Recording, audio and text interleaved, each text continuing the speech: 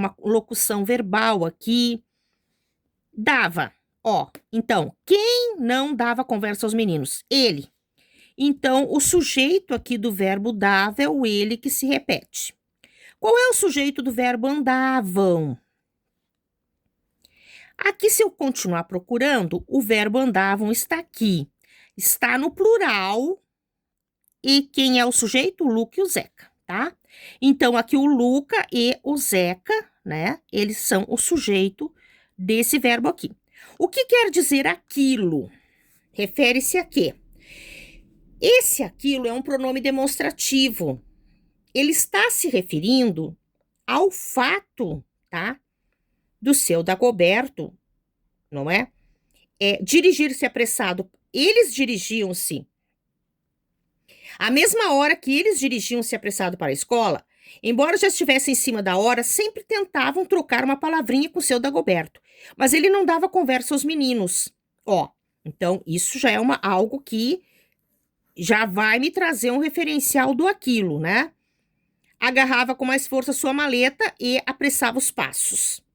Esse comportamento, então, do seu Dagoberto, ele é o que traz o referencial teórico, né?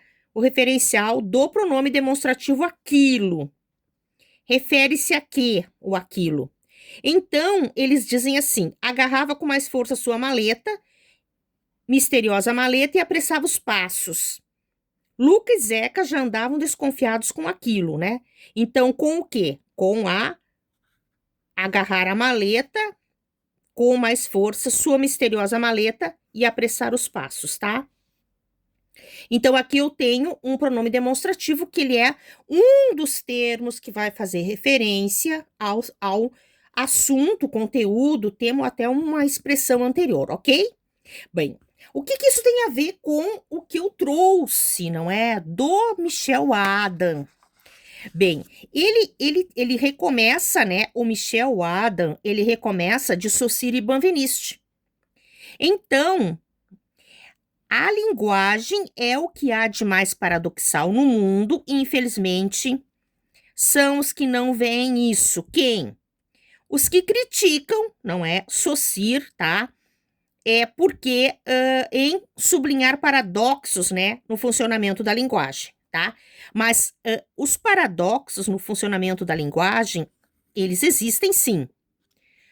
Para isso, nós precisamos entender e ver o que cada autor contribui, porque o Saussure trouxe a ideia de signo e da frase, e o Benveniste, ele vai nos ampliar este conhecimento. Quanto mais se avança, mais se sente esse contraste entre a unicidade como categoria de nossa percepção dos objetos e a dualidade que a linguagem põe como modelo à nossa reflexão.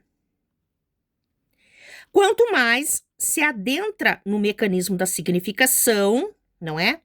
Melhor se verá que as coisas não significam em razão do seu ser substancial, mas em virtude de traços formais que as distingue das outras coisas da mesma classe e que cabe a nós depreender. Esse é o trabalho, uma citação que ele trouxe do Benveniste, tá?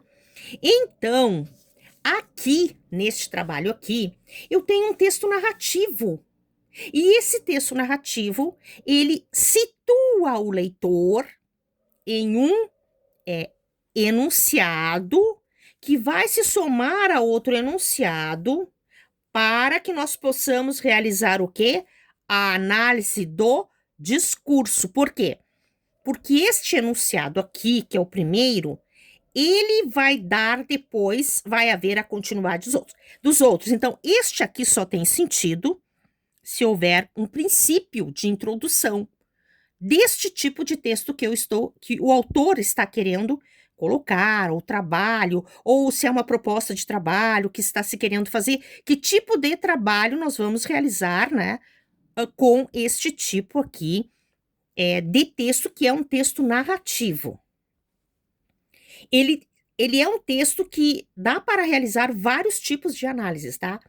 Então, aqui eu resolvi trabalhar a questão do sujeito, pronomes e sujeito, tá? Que é uma questão que cai muito também em vestibular.